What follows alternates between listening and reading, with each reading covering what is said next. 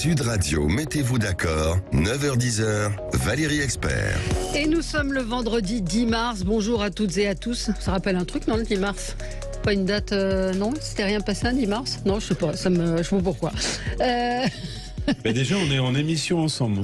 Voilà, c'est un événement, absolument. Yves Damécourt est avec nous, viticulteur, ancien élu local, membre de Nouvelle Énergie. C'est le mouvement de David Lisnard. Bonjour. Régis de Castelnau est avec nous, également de retour en métropole. Bonjour à vous, avocat. Bonjour Valérie. Votre blog Vue du droit, vous avez publié une justice politique aux éditions L'Artilleur. Vous êtes membre de la rédaction de Front Populaire et vous avez échappé au cyclone à La Réunion. Et qui fait du surplace, c'est assez bizarre. Ah bon, il bouge pas. Et Alex, oui. Il tourne en rond. Oui, il tourne en rond, oui. C'est parce que vous êtes parti, il vous attend. Alex Darmon, journaliste politique, vous avez une chaîne de débat politique sur YouTube. Bonjour Valérie. Bonjour les indécis et François Calfon, que vous avez entendu dès le départ. Bonjour. Content d'être là, membre du bureau national du PS, ancien député. On va parler de l'Assemblée nationale, de ses ministres au bord de la crise de nerfs. On va parler de cette réforme des retraites. Est-ce qu'on va vers un 49-3? Les Français sont de plus en plus nombreux à soutenir le blocage, de plus en plus nombreux à être en colère.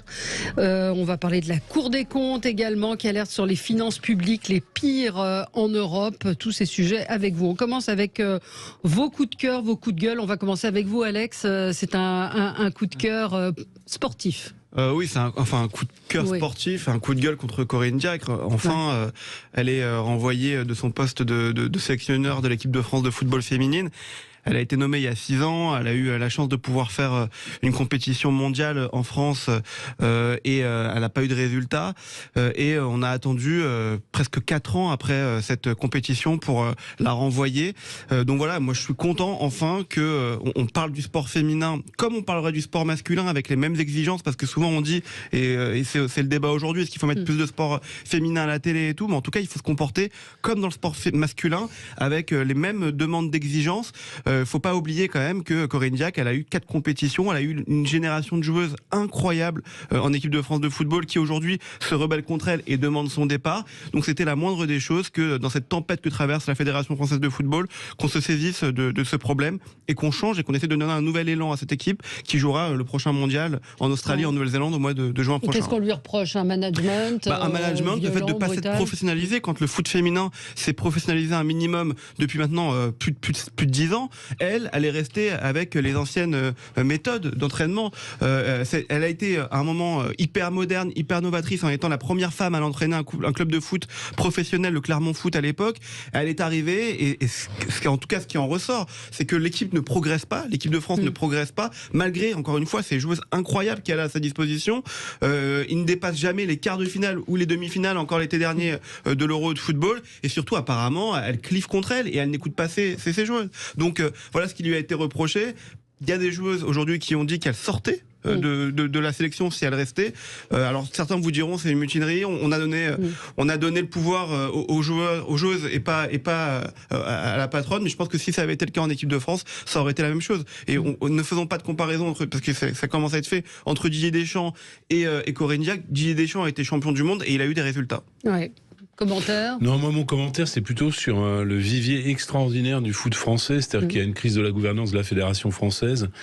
Et hommes et femmes, il y a une qualité du football. Alors si j'avais des gens, clivés sur une certaine vision de la société, ils me le reprocheraient, mais c'est le brassage ethnique et social de l'Île-de-France qui fait que, parce qu'en football féminin c'est également le cas, qui fait qu'on a, avec le Brésil, avec toute la région de Rio et de São Paulo, le meilleur vivier de footballeurs du monde. Et si ces footballeurs arrivent à grandir dans les grands clubs, on est triste pour nous, mais Choupo-Moting ou Coman sont des franciliens. C'est aussi parce qu'il y a la structure qui est d'ailleurs propre à tous les sports collectifs en France, des fédérations et de l'encadrement. Donc c'est un salut amical aux sports amateurs et aux structures sportives qui existent et dans le sport français. Donc c'est le pendant positif de votre mais il y a du positif dans cette éviction. C'était la fin d'un cycle, tout simplement. Il était temps, avec le départ de Noël Le Graët. Exactement, de changer, de tourner la page. Commentaire, Yves Damécourt. Oui, moi je voudrais dire que le football est très très important dans nos communes pour que c'est un lieu d'apprentissage de la mixité, des relations sociales, de la cohésion sociale de nos communes. Il faut penser à tous ces petits clubs. Et donc les grands dirigeants doivent donner l'exemple à tous ces clubs parce qu'il y a beaucoup de familles qui tournent autour de ça, qui gravitent autour de ça. C'est un sport très populaire et qui est ancré dans les territoires et sur les terroirs. Et donc il faut donner l'exemple, il faut avancer, tous ces gens-là sont très regardés. La ministre hier des Sports a demandé à ce qu'il y ait plus de sport féminin à la télévision. Il y en a déjà beaucoup, il y a beaucoup de progrès qui a été fait. Est-ce que c'est une bonne chose ou pas, Régis, sur ce sujet ? Moi d'abord j'aime beaucoup le sport féminin, mais en même temps on est dans le domaine du sport business, sur le fait qu'il faut passer plus de sport féminin à la télévision. On en passera plus lorsqu'il sera plus populaire. Mais je pense que ça évolue bien. Moi je regarde, je suis très bon public, mais je voudrais rebondir sur cette remarque. Le foot, qui est le sport universel. Borges, le grand écrivain argentin, disait le football est universel parce que la bêtise est universelle, donc je m'oppose tout à fait à ça parce que j'adore le foot et je veux dire c'est Pasolini, Camus, on dit plein de choses sur le foot. Non, simplement en France, c'est vrai que c'est depuis très longtemps comme ça. C'est le sport de l'immigration pour l'équipe de France. C'est-à-dire que les couches successives d'immigration, on a eu les Polonais, rappelez-vous Coppa, on a eu ensuite les Italiens, Platini, on a eu Pires, on a eu les Portugais, on a eu Hernandez avec les Espagnols, et maintenant on a eu les Maghrébins avec la fameuse génération de 86, et maintenant on a beaucoup d'Africains, ce qui effectivement est quelque chose de très positif, quoi. Ça montre bien une capacité à intégrer. J'aimerais que ce soit dans toutes les parties de la société que cette capacité d'intégration fonctionne. Mais en tout cas, en football, c'est vrai que c'est une réussite. On va passer au coup de cœur de qui on va faire avec vous, Yves Damécourt. C'est un coup de gueule plutôt. Oui, hier, pour vous rejoindre, j'ai pris un TER à l'Aréole pour rejoindre Bordeaux et puis un TGV pour rejoindre Paris. La SNCF m'avait envoyé un SMS pour me dire que les trains que j'avais réservés, malgré les mouvements sociaux, roulaient et que je pouvais partir tranquille.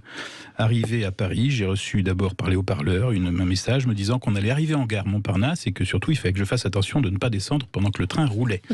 Ensuite, on m'a envoyé un message dans les haut-parleurs pour me dire qu'on était arrivé, que le train était arrêté, qu'on pouvait descendre, mais qu'il fallait que je fasse attention, surtout que de ne pas avoir laissé mes bagages dans le train.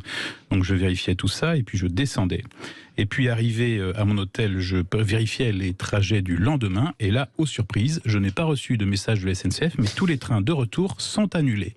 Je me mettais en quête d'un nouveau train pour repartir et je trouvais un train inouï. J'essayais de l'échanger contre mon billet Ouigo, mais on m'avertissait que le billet Ouigo n'était pas échangeable contre un train inouï.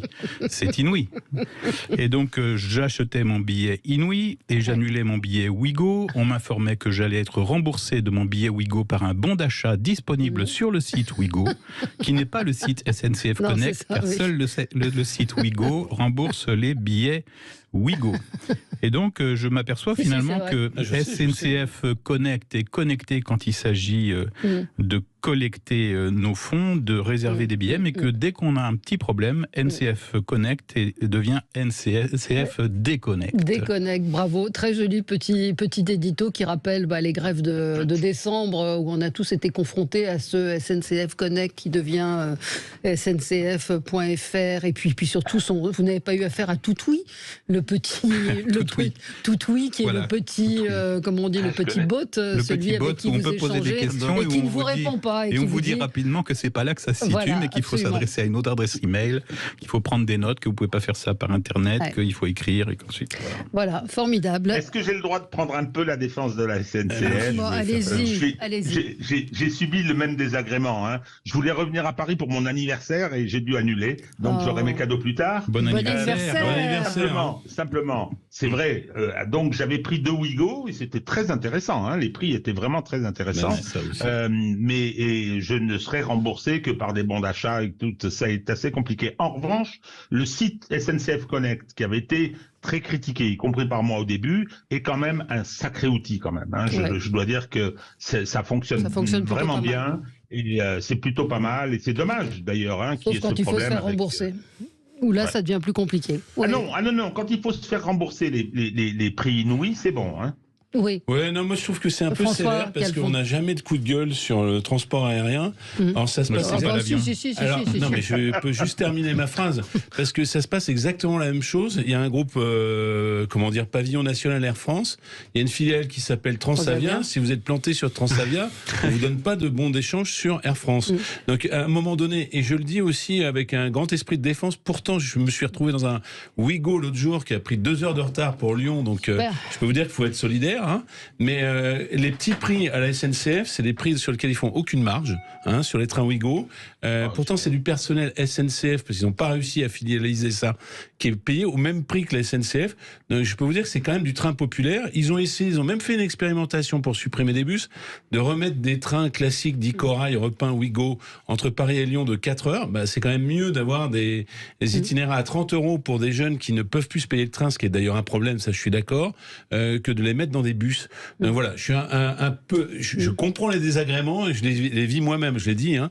Mais Ryanair, quand ils vous plantent le train, je peux vous dire l'avion, ils vous remboursent pas, et tout le monde dit que c'est formidable parce que c'est la concurrence. Donc voilà, c'est pour ça que je relativise votre commentaire. Oui, sur l'aérien, on peut redire quelque chose sur la SNCF, c'est que ça coûte moins cher souvent de prendre l'avion que de prendre le train. Si vous faites Paris-Marseille, Paris-Marseille, c'est moins cher en avion qu'en train. C'est même nettement moins cher. C'est même nettement moins cher et c'est un vrai problème. Et puis, j'en profite pour remettre une couche sur l'aérien, c'est-à-dire qu'à 1 an des Jeux Olympiques, nos aéroports ne sont pas au niveau des aéroports internationaux en matière d'accueil. Je parle de la police aux frontières, le scandale.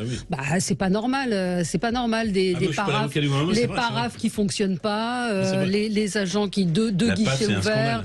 Mais ils ont supprimé des postes, il faut le savoir. À Roissy, il faut le savoir puisque vous le dites. À Roissy, ils se sont mis en effectif Covid puisqu'il n'y avait plus d'avions et n'ont pas rétabli les effectifs de la police et des frontières. Donc le coup de gueule, il peut s'adresser à M. Darmanin. Allez, on se retrouve dans un instant, on continue le tour de table et puis on va parler de la réforme des retraites. À tout de suite. Sud Radio, mettez-vous d'accord, 9h-10h, Valérie Expert. Et on continue vos coups de cœur, vos coups de gueule. Alors, c'est Régis, on va faire dans l'ordre. C'est un coup de gueule. Oui, contre Madame Hidalgo. Madame Hidalgo, dont chacun sait le brillant résultat qu'elle a eu c'est sa fête tous les jours. À la présidentielle. Elle a fait 2% sur sa ville, c'est magnifique. Et elle a une attitude tout à fait stupéfiante depuis quelques années. Il y a un citoyen, un contribuable, qui a demandé la communication de ses notes de frais. Journaliste. Elle a répondu non. Donc là, le contribuable a demandé à la CADA, Commission d'accès aux documents administratifs, fondée en 78, qui dit il faut communiquer. Madame Hidalgo dit non. Donc le tribunal administratif annule ce non et dit il faut communiquer. Non. Madame Hidalgo dit non. Ça vient ensuite devant la cour administrative d'appel qui dit qu'il faut communiquer. Madame Hidalgo dit non. Maintenant, c'est le Conseil d'État qui confirme qu'il faut communiquer.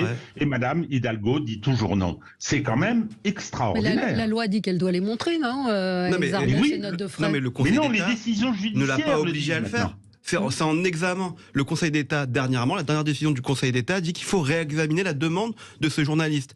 Elle ne l'exige pas. Ça, c'est une fake news, je suis désolé. Après, peut-être que le Conseil d'État dira dans quelques semaines, dans quelques mois, il faut réexaminer ou il faut obligatoirement donner les notes de frais. Mais aujourd'hui, ce n'est pas obligatoire pour Mme Hidalgo.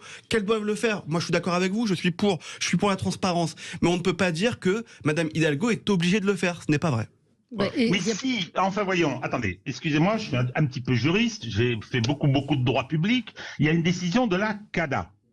Et donc, elle refuse de l'appliquer. Et c'est cette décision de refus qui a fait l'objet de recours. Les juridictions administratives ont dit il faut communiquer. L'appel et le recours devant le Conseil d'État ne sont pas suspensifs. Je suis tout à fait désolé, il y a longtemps qu'elle aurait dû le communiquer. Alors j'ai une petite, non pas une requête, mais une petite proposition. S'il y avait le procureur de Paris qui ouvrait une information judiciaire pour concussion et détournement de fonds publics, comme les juges d'instruction viennent de le faire pour Monsieur Bayrou, enfin en le renvoyant devant le tribunal correctionnel pour la même chose. Je pense que ce serait peut-être intéressant. Qu'est-ce que ça signifie que ce refus? Je suis tout à fait désolé, elle doit cette communication.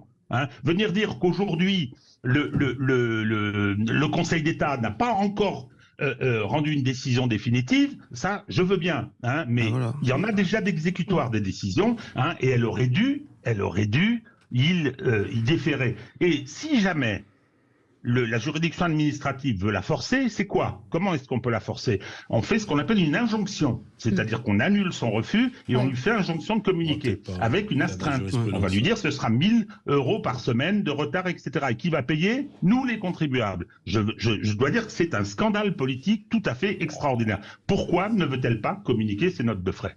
Pourquoi? Non mais là, comparaison n'est pas raison, parce que sur l'affaire des collaborateurs du Parlement européen, il s'agit là de malversation quasiment avérée sur l'emploi, non pas à dessein, mais pour d'autres tâches de collaborateurs.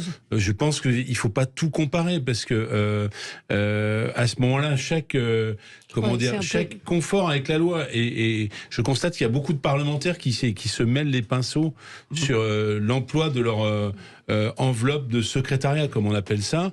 Voilà, ça fait pas d'eux des criminels ou des assassins.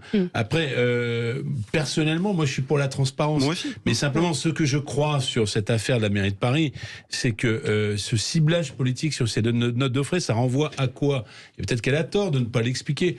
Quand on est maire de Paris, oui, on reçoit des délégations étrangères, on a un rôle de protocole. Parce que je vous rappelle qu'à chaque visite d'État, il y a une délégation étrangère qui vient, et que donc, bien évidemment, que le Kidam n'a pas, ou même l'élu de base, n'a pas la même enveloppe de dépenses que la maire de Paris. Il faudrait peut-être pouvoir l'assumer, parce que après, les Français, quand il y a une visite d'État, ils sont très heureux que les chefs d'État étrangers soient reçus avec toute leur délégation à l'hôtel de ville. Et donc, je trouve que peut-être qu'elle a eu tort de ne pas expliquer ça. De ne pas en parler. Et de ne pas en parler, c'est peut-être ça son tort. Mais si vous voulez l'aligner du genre le président normal et tout ça, c'est de la démagogie, je suis désolé de vous le dire. Mais non, mais je suis désolé, c'est pas le problème. Non, mais j'ai compris votre point de droit. Qu'il y ait des frais de représentation, mais je suis le premier à le dire. Voilà, parlons du vrai sujet, et pas d'argussie juridique. Voilà. Non. Je trouve que les parlementaires sont, sont beaucoup trop surveillés. Moi, je pense qu'il faut qu'ils aient les moyens de faire de la politique. Mais attendez, le problème, c'est que ça se contrôle, ça aussi. N'importe quel chef d'entreprise, il a un contrôle et il sera poursuivi s'il a des dépenses. Non. Attendez, moi je vais vous dire une chose. L'objet social, il sera poursuivi. J'ai eu une double casquette. Abus de biens sociaux. Non. Cadre du privé et responsable politique. Je peux vous dire, quand vous dites que n'importe quel responsable d'entreprise est surveillé, c'est totalement faux. Je veux dire, quand vous prenez la voiture de service dans une mairie, je peux vous dire que vous êtes le lendemain mis en examen pour recel de prise illégale d'intérêt. Le chef d'entreprise qui part en vacances avec sa voiture, c'est tous les jours. Alors, pas tous en même temps. 30 ans de gestion publique locale, je sais très bien comment ça se passe, j'en ai défendu des dossiers de cette nature, plus qu'il n'en faut. Je dis simplement que ça doit se contrôler, et le refus de ce contrôle, malgré de la décision de la CADA, jette une suspicion et témoigne d'une arrogance politique invraisemblable. C'est tout ce que je dis. Pour les Français, c'est compliqué de comprendre effectivement pourquoi elle ne veut pas les montrer, ces notes de frais, mais peut-être qu'elle devrait l'expliquer. Si c'est justifié, elle devrait expliquer. Si c'est justifié, ça sera justifié. Allez, on va marquer une pause et on va escalader la question de la réforme des retraites et on va parler du 49.3 avec vous, François Calfon. À tout de suite. Sud Radio, mettez-vous d'accord, 9h-10h, Valérie Expert. On va tenter de se mettre d'accord puisqu'on va parler de la réforme des retraites, mais François Calfon, vous aviez un coup de gueule sur le 49.3. C'est assez classique comme coup de gueule, mais simplement je trouve que quand on a une pratique monarchique du pouvoir dans la 5e, en gros, puisque c'est le mot qui est à la mode cette semaine, on fait un bras d'honneur à 80% de l'opinion à la représentation nationale, etc., par ce 49.3, je pose la question à mes co-invités, s'il n'y avait pas eu de 49.3 et l'obligation de s'entendre, ne serait-ce qu'au Parlement, je pense qu'on débloquerait la situation. Et le fait qu'il y ait ce type d'outils dans la boîte à outils de la 5e République, finalement, renforce la coupure entre l'exécutif, et en l'occurrence le président de la République, et le Parlement, et les corps intermédiaires, et l'opinion publique.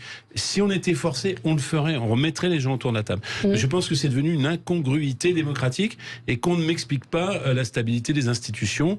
Après, dans le genre coup de force démocratique, non au 49.3, mais parce que je suis un garçon prudent, oui, à l'article 16, c'est-à-dire celui qui permet les pleins pouvoirs en période de guerre, etc. etc. Ouais. Mais le 49.3, franchement, il est devenu totalement incongru. Ouais.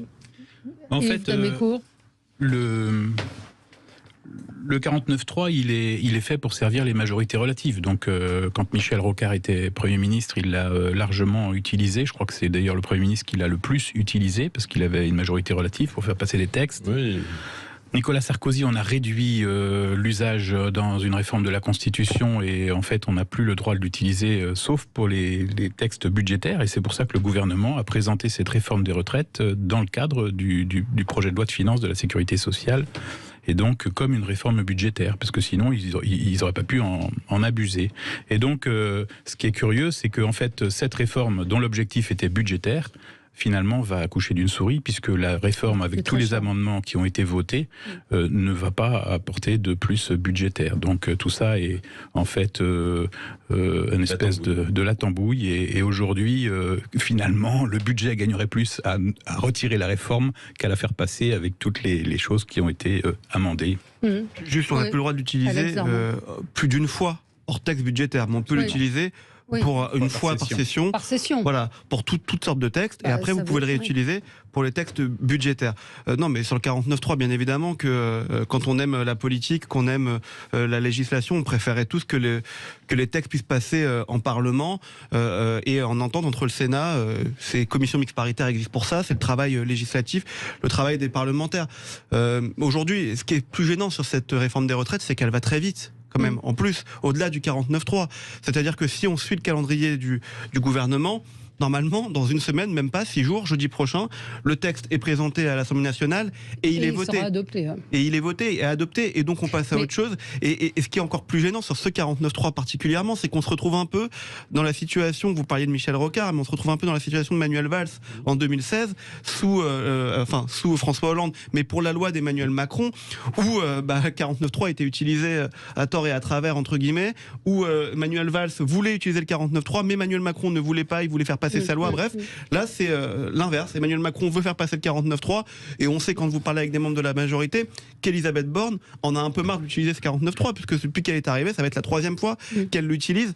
Donc, il y a un problème avec aujourd'hui ce 49.3, avec cet arsenal législatif. Maintenant, c'est notre Constitution.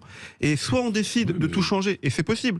C'est-à-dire que c'est une réforme qui nous est promise depuis longtemps, mais ou alors c'est effectivement la France Insoumise, c'est ce que propose la France Insoumise depuis longtemps. C'est pas les seuls, parce qu'on dit toujours la 6e République, c'est la France Insoumise, mais la Convention pour la 6e République d'Arnaud Montebourg, il y a 25 ans, le proposait. Et moi, ce que je regarde dans cette histoire-là, juste le complément, la conséquence d'utilisation du 49.3, c'est que vous allez laisser se déployer une poche de radicalité et de violence qui n'aura que la rue comme exutoire. Et ça, c'est pas moderne du tout, et c'est même problématique dans un pays qui a vécu cet épisode de gilet jaune. Vous avez raison. Régis, sur le 49.3. Alors, moi, sur le 49.3, moi, je suis plutôt favorable dans le principe. C'est une rationalisation, après les excès de la 4e, c'est une rationalisation du travail parlementaire. Le problème, c'est que, je veux dire, il faut le manier des deux côtés. C'est-à-dire que, si on veut aller vite, je vais revenir sur l'usage concernant la réforme de retraite, mais si on veut aller vite, eh ben, on fait 49.3, mais à ce moment-là, les oppositions, qu'est-ce qu'elles font ? Qu'est-ce qu'elles font, les oppositions ? Motion de censure, et elles l'adoptent. Et on demande ensuite, le président de la République, il peut demander l'arbitrage du peuple. Le gouvernement est renversé. Mais ça, on s'en sert pas. Ça a eu lieu une fois avec Georges Pompidou. Bon, donc, c'est-à-dire c'est de la préhistoire. Donc, moi, je dis, il y a un problème de courage politique aussi du côté des oppositions. Cela étant, dans le principe, c'est vrai que c'est dans l'usage qui en est fait, c'est un problème. On a une culture depuis l'unification des mandats, etc. C'est-à-dire que le quinquennat, la culture. Alors, François, je vais encore dire du mal d'un socialiste, mais je m'en rappelle. C'est pas grave, je m'en remettrai. Qui avait dit. Je pense que vous vous en rappelez, qui avait dit, vous avez juridiquement tort parce que vous êtes politiquement minoritaire. Je ne sais pas si c'est Paul Quillès ou André Léniel, un des deux. Au congrès de Valence du Parti socialiste. Non, c'est Léniel qui était longtemps trésorier de l'Association des maires de France. Donc, et il avait d'ailleurs raison.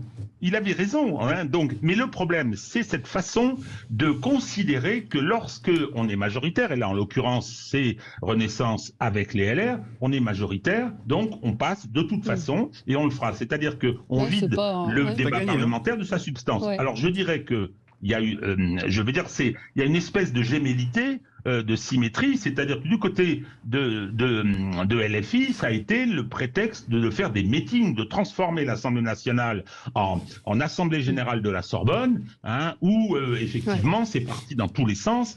Ça a donné une mauvaise image de ce que devait être un débat parlementaire. Mais sur la majorité, elle est pas si assurée que ça. Visiblement, visiblement, ça va être très compliqué parce que vous dites majorité de Renaissance avec les LR, mais au sein des LR, vous avez deux courants. Clairement, vous avez le courant d'abord sénatorial qui vote la loi après l'avoir retravaillé un petit peu, et puis vous avez le courant ciotiste chez les LR, et puis vous avez le courant Pradier. Et aujourd'hui, personne n'est capable de dire, malgré tout ce qu'on nous promet, je pense que ça passe aussi, mais personne n'est capable de vous dire si il va y avoir une vraie majorité autour de la réforme des retraites, parce que s'il y a majorité, il n'y aura pas de 49-3, ça sera réglé.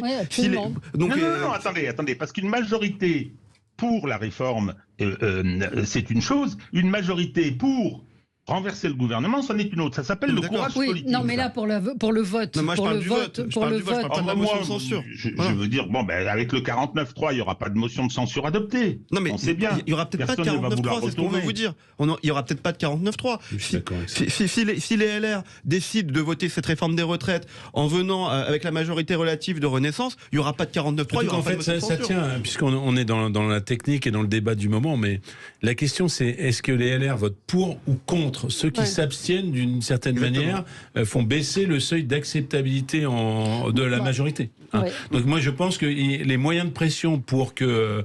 parce qu'il faut quand même 10 à 15 parlementaires qui votent contre sur les LR. Ça me paraît beaucoup. Donc ils vont réduire les têtes, si j'ose dire, en essayant d'obtenir de ces gens-là plutôt de l'abstention ou ils vont pisser, ils ne sont pas là ce jour-là, que du vote contre. Parce que le vote contre c'est quand même compliqué. C'est plus compliqué. Quand vous êtes LR et que vous avez défendu cette réforme, c'est ce que je suis en train de vous dire. C'est compliqué de voter contre. Pas voter. Emmanuel Macron a annoncé qu'il allait répondre à l'intersyndicale qui lui demandait de le rencontrer, qui lui demandait le silence d'Emmanuel Macron. Vous le trouvez normal? Il dit c'est pas à moi, c'est à Elisabeth Borne de gérer cela. En fait, et finalement il répond. Donc il sent bien quand même. On sent qu'il y a quand même un peu d'inquiétude. On a un président à géométrie variable, c'est-à-dire que de temps en temps il se met sur son piédestal, il dit moi je suis le président, laissez bosser le gouvernement. Et puis de temps en temps, il n'y a plus de gouvernement et tout se passe à l'Élysée. Donc en fait, voilà, sur cette réforme des retraites, il avait un discours en 2017 qui était résolument contre le report de l'âge légal. Et puis un discours 5 ans plus tard qui était résolument pour le report de l'âge légal. Donc tout ça peut changer, peut évoluer, etc. Vous êtes à Horizon, rappelez-moi, c'est ça? Avec des amis comme ça, on n'a pas besoin d'ennemis. Je suis pas à Horizon, moi. Non, c'est pas ce que vous avez dit. J'avais cru comprendre que je suis pas à Horizon. C'est le parti de David Lisnard. David Lisnard, c'est vrai que des fois les frontières de la droite. David Lisnard, ce n'est pas. Ah non, je sais. Mais j'avais cru entendre que vous étiez à Horizon. Politiquement, Alex Armand, le président de la République qui, quand cette lettre est envoyée, dit je vais pas intervenir, voyez ça avec Elisabeth Borne. Et ce matin, on voit qu'il dit bon, je vais leur répondre. Parce que c'est la fin. Oui, c'est ça. Parce que c'est la fin. C'est la fin, mais on voit, il y a un sondage BVA ce matin qui dit que les Français sont de plus en plus en soutien avec la grève, de plus en plus opposés à cette réforme des retraites. Ça progresse en général. Dans les sondages, on voit que c'est le contraire. Politiquement, pourquoi fait-il cela? Il essaye de faire, entre guillemets, de jouer avec toutes les sensibilités des uns et des autres. Mais la vérité, c'est que si ça passe, que ça continue, comme on vous l'a dit, ça sera voté jeudi prochain. Quand vous allez dans les manifestations, ce que j'ai fait pour regarder et observer, les gens manifestent, mais ils vous disaient tous mardi, je manifeste, mais je sais que c'est perdu. Je sais que ça va aller à l'Assemblée, que ça va être voté. Donc aujourd'hui, Emmanuel Macron, le travail, il a été fait. Il va recevoir les intersyndicales pour dire j'essaie de parler un peu avec vous. Mais ça sert à rien. Oui, mais avec une colère qui monte aussi. Il y a moins de résignation et plus de colère. Donc c'est aussi sur le fil du rasoir. Soyons clairs, Emmanuel Macron, il joue bien sûr gouvernement, président de la République. C'est l'originalité de notre système institutionnel. Mais la vérité, c'est qu'il fait le dos rond. Il attend que ça passe pour essayer de tourner la page. D'ailleurs, comme par hasard, il envoie son ballon d'essai sur la constitutionnalisation de l'IVG. C'est soi-disant un message de gauche. Et il pense que ça va... Non, j'espère que c'est plus large quand même. Madame Veil ou d'autres auraient pu. Et je sais que Madame Berger est pour. Donc, mais disons qu'il fait de la politique de façon cynique en pensant que une séquence va chasser l'autre. Alors la deuxième chose qu'il fait, qui est plus grave pour moi, conformément au sondage que vous mentionnez ce matin, c'est qu'il veut distinguer, comme on dirait chez les chrétiens, le grain de l'ivraie. C'est-à-dire ceux qui sont des légalistes, je pense à la CFDT, aux sociodémocrates qui diront on est contre mais on en rentre à la maison, de ceux qui vont se radicaliser.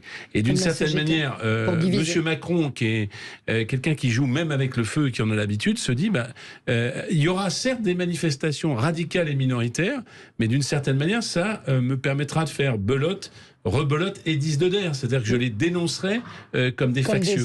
Comme des excessifs. Valérie, je voudrais ajouter une petite chose et dire que François Calfan a raison.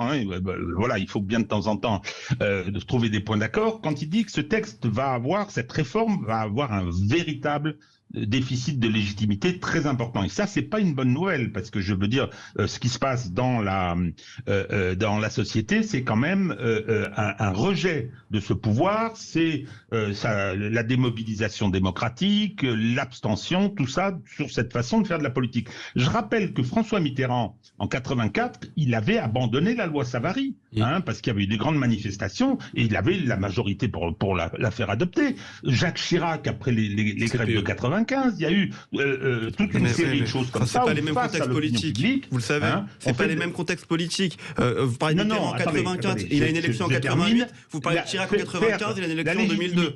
Macron, c'est fini. Attendez, je voudrais terminer juste d'une phrase en disant là, le système de démocratie représentative, c'est certes une majorité qui a le pouvoir, mais c'est aussi la construction de cette majorité en continu. Et l'acceptabilité par la société et la légitimité des décisions qui sont prises pour qu'elles soient appliquées. Voilà, c'est tout ce que je dis. Non, bien sûr. Macron, on est bien d'accord, ça a été mentionné. Macron n'est pas candidat pour des raisons institutionnelles à sa propre élection. Donc, il a rien à perdre. Non, il n'en a pas rien à faire. Rien à perdre. Je dis, il a rien à perdre. Je suis pas d'accord. Je pense qu'il se voit un avenir politique et que de qui il veut avoir des bons points à ce stade. Il veut avoir des bons points de l'Union européenne, des marchés, etc., etc. Et de ce point de vue-là, passer contre le peuple dans l'élite et dans les grands cabinets de conseil type McKinsey, il aura son bon point. Ensuite, que pense-t-il ? Ça, c'est ma réflexion personnelle, ça n'a rien à voir avec mon engagement politique. Je pense qu'il joue avec le feu réellement. Il se dit, d'ailleurs on ne peut pas dire qu'il prépare une succession très crédible en son camp, il se dit bien l'alternance ira jusqu'au bout et on aura une Mélanie à la française, Madame Le Pen, ensuite, en allumant le feu, se disant qu'il sera tout à fait, lui, président de la Commission européenne, lui, sur son Aventin, en capacité, parce que ce monsieur est encore très jeune, de revenir la fois suivante. Alors c'est un peu de la politique fiction. Mais oui, mais vous savez, depuis Mitterrand, les grands politiques sont des grands mazarins, n'est-ce pas ? Mais sur l'histoire de la Commission européenne, on peut imaginer aussi que cette réforme des retraites, elle est faite aussi et surtout pour faire plaisir à l'Union européenne. Madame von der Leyen. Oui, mais dans les faits, elle ne produira pas les économies budgétaires promises. C'est bien la preuve qu'ils s'en foutent, c'est un marqueur.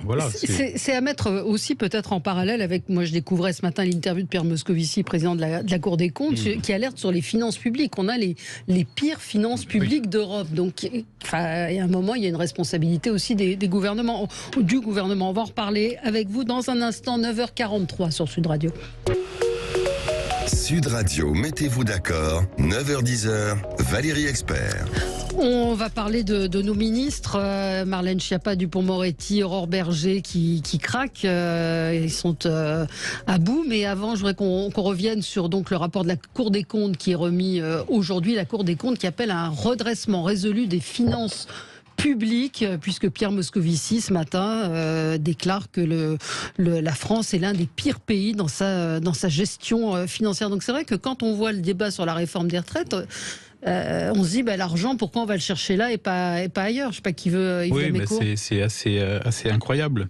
Et puis on a trouvé depuis François Mitterrand une façon de présenter les choses qui sont assez qui rassure tout le monde, parce qu'on compare le déficit au produit intérieur brut. J'ai essayé de pratiquer ça moi en tant que viticulteur avec mon banquier. J'ai essayé de comparer le déficit de mon entreprise au produit intérieur brut de la commune. Le banquier rigole. Et en fait, aujourd'hui, le déficit de la France, il n'est pas de 5%. Il est de 5% du produit intérieur brut. Mais souvent, on ne dit pas du produit intérieur brut. On dit le déficit est de 5%. Non, il est de 50%. C'est-à-dire qu'il y a 50% de dépenses en plus que des recettes de l'État. Donc on est dans une situation hallucinante. Et donc la dette augmente. Et vous entendez le ministre des Finances, Bruno Le Maire, qui vous dit que tout va bien et qu'on va rembourser la dette avec un objectif de déficit. Bon, moi je connais pas beaucoup de gens qui arrivent à rembourser une dette avec un objectif de déficit. Les chiffres, les dépenses de l'État ont augmenté de 25 milliards d'euros en 2022 et 37 milliards en 2023. Enfin, 2023, on n'est qu'au mois de mars. Hein. C'est le chiffre, c'est le projet de loi.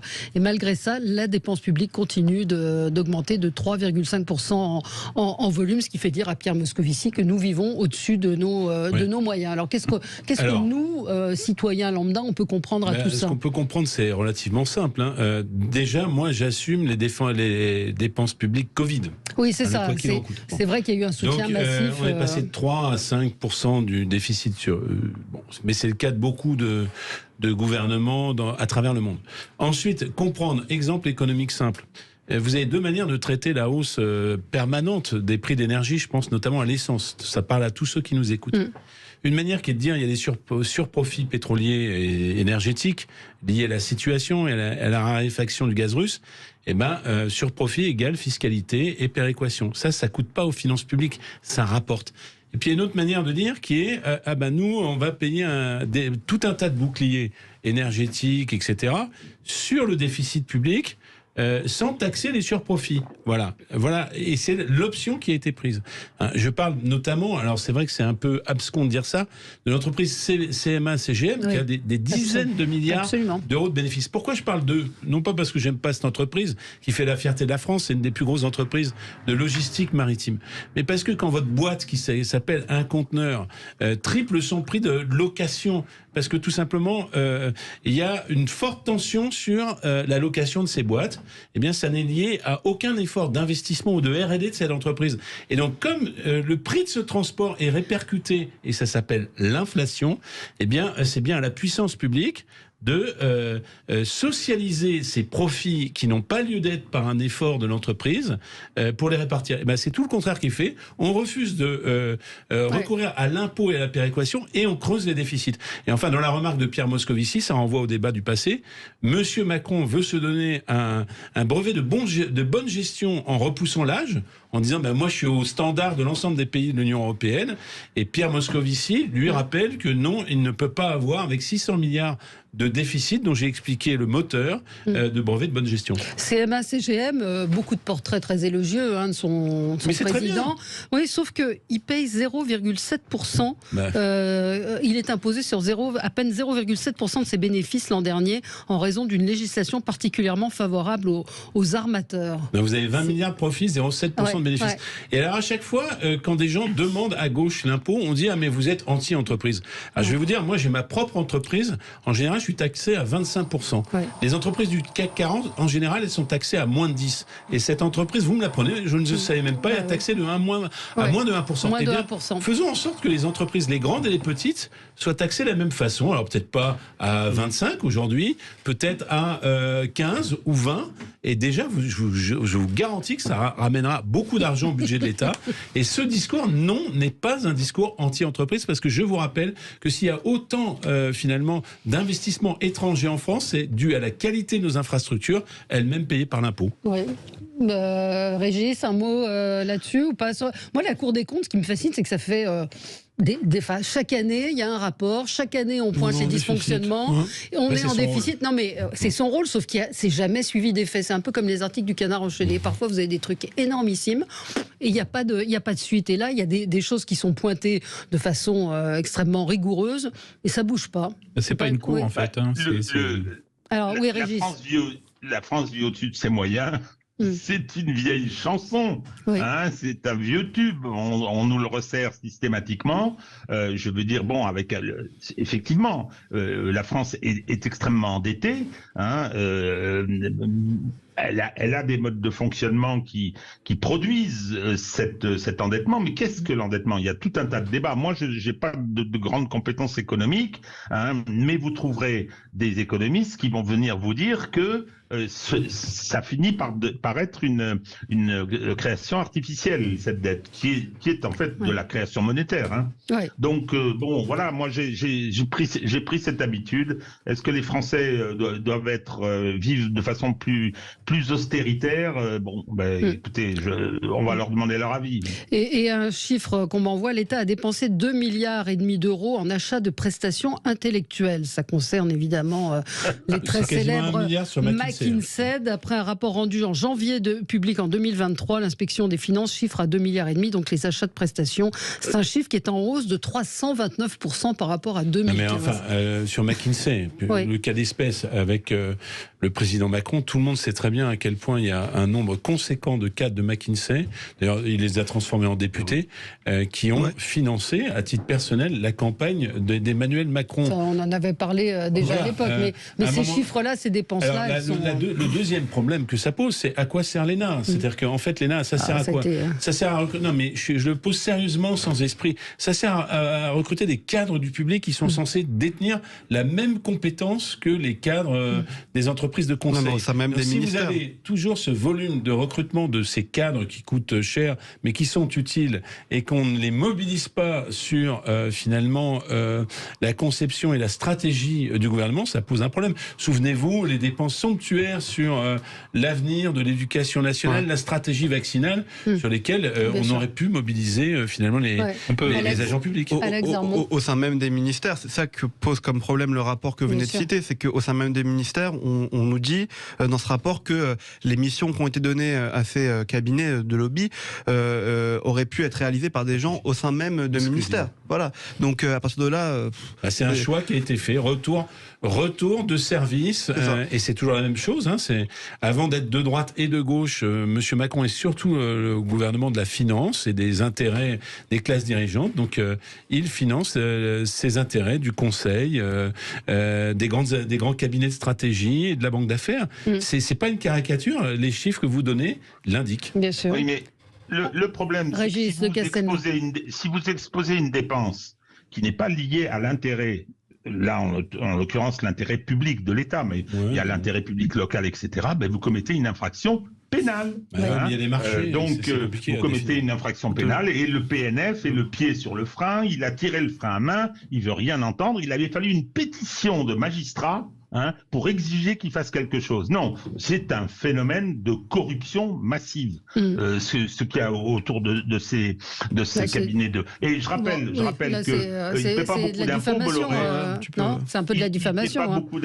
Il ne paie pas beaucoup d'impôts, Monsieur Bolloré, mais McKinsey en payait encore moins. Oui. Bon. Avec une passivité de Bercy qui était extraordinaire, pour une bonne raison, c'est qu'en général, les gens de Bercy vont ensuite pantoufler dans les entreprises privées, y compris parfois chez McKinsey. Mais ils payent des impôts, Bolloré, qu'est-ce que... Non ? Je ne connais pas. Non, excusez-moi. Non, mais je fais attention parce que vous portez des accusations. Non, mais vous avez raison. Je parlais du... Non. Vous retirez ce que vous avez dit. Aux sociétés du CAC 40 qui payent parfois des impôts qu'on considère comme insuffisants. McKinsey, lui, n'en payait aucun. Allez, on n'aura pas le temps de parler de nos ministres au bord de la crise de nerfs. On va pas dire de mal de Dupond-Moretti. Non, allez-y. Il vous reste... Allez-y. Qu'est-ce que vous en pensez de ces poignées d'honneur. Marlène Schiappa, j'ai vu la séquence. On va l'entendre tout à l'heure. Je la pense sincère, elle n'est pas au niveau peut-être. Lui, Dupond-Moretti est un grossier personnage, c'est tout. J'ai dit ce que j'avais à dire. Mis en examen quand même, on l'oublie, parce que le bras d'honneur va finir par faire oublier qu'on a un garde des Sceaux mis en examen. Mais quand vous êtes mis en examen, il y a la présomption d'innocence. D'accord, c'est ce qu'il dit. Jurisprudence. Et vous savez qu'il a été aussi déposé une plainte par l'USM au mois de mai dernier contre la CJR, qu'il n'a pas eu en examen à ce moment-là. Il y a un moment aussi, on peut comprendre son énervement. Je ne dis pas qu'il a raison, ces gestes n'ont rien à faire à l'Assemblée nationale. Il garde pas avec ses deux bras d'honneur, un président de groupe. Outre le fait que politiquement ce soit stupide, parce que notre débat nous a permis de rappeler à quel point ils avaient besoin du vote des Républicains pour leur réforme. Ouais, puis je me souviens que... Non, mais dans ce projet de loi est un abruti. Je me souviens qu'en 2011, Henri Emmanuelli avait fait un doigt d'honneur à François Fillon Voilà, et donc Dupond-Moretti a fait. Ministre ou pas, non Il était. Non, il n'était pas ministre. il était pas Qui ministre. répondait à François Fillon. Fillon était Premier ministre, ouais. Bon. Mais ça reste des hommes et des femmes. Je dis pas qu'ils ont raison, bien loin de là. Ça reste des hommes et des femmes. Et le traité d'Aprucitator, je pense pas que ce soit le bon. Vous citiez Camus, un homme ça s'empêche bien sûr, aussi. Donc on garde. Il s'empêche pas beaucoup, Monsieur Maserati. Hein. C'est bas. Franchement, c'est bas. Il n'y a pas que moi qui en dit du mal, c'est bien. Allez, on se retrouve dans un instant pour l'émission Média. On va parler des femmes afghanes avec un documentaire formidable que je vous encourage à regarder sur LCP. À tout de suite.